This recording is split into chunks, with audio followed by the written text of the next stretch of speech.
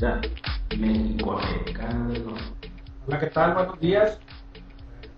Vamos a ver hoy un video muy interesante. Es un video sobre odontogenesis.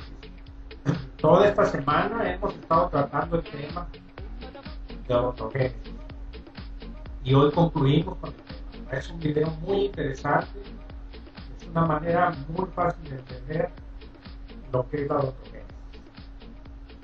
Pónganse cómodos y vamos a poner atención. Empezamos. Quando si fa l'amore sotto la luna, come te viene in capo di I love you. Universidad México-Americana del Norte.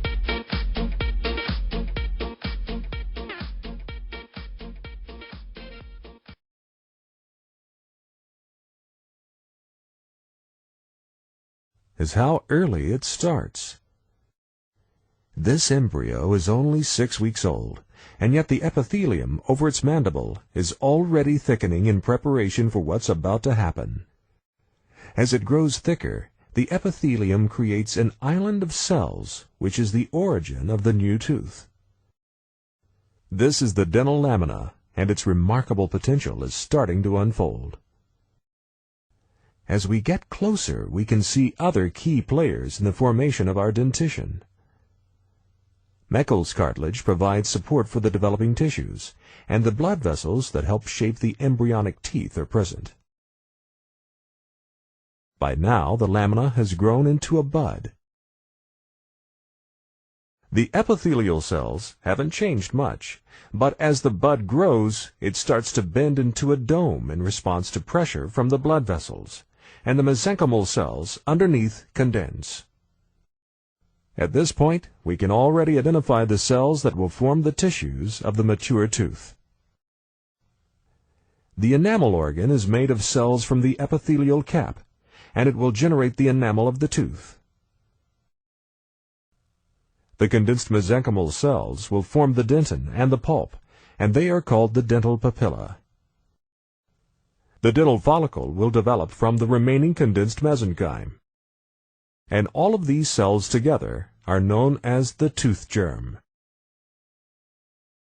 So far, we've seen the bud and cap stage of tooth development. The third, and most dramatic, is the bell stage. As the tooth germ begins to grow, the cells differentiate. The stellate reticulum is now obvious.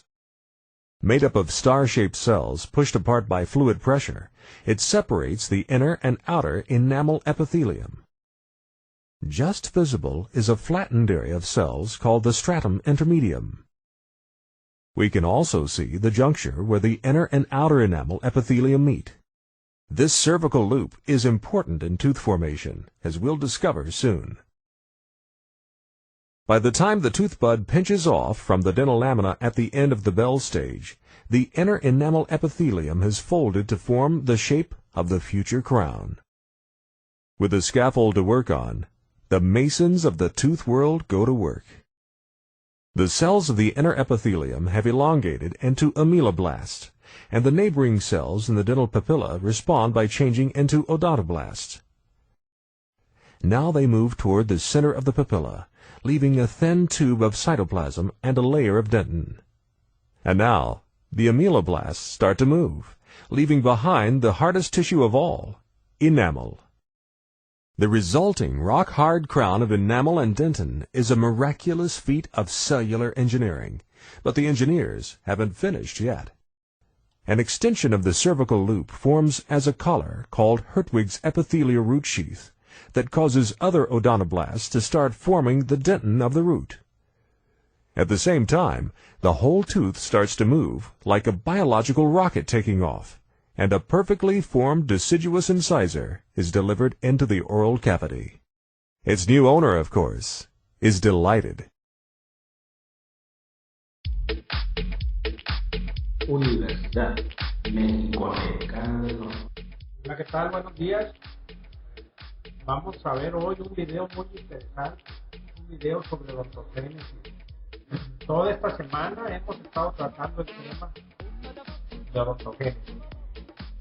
y hoy concluimos con es un video muy interesante, es una manera muy fácil de entender lo que es la odontogénesis. Pónganse cómodos y vamos a poner atención. Empezamos. Quando si fa l'amore sotto la luna, come te venen capiti I love you. Universidad México-Americana del Norte.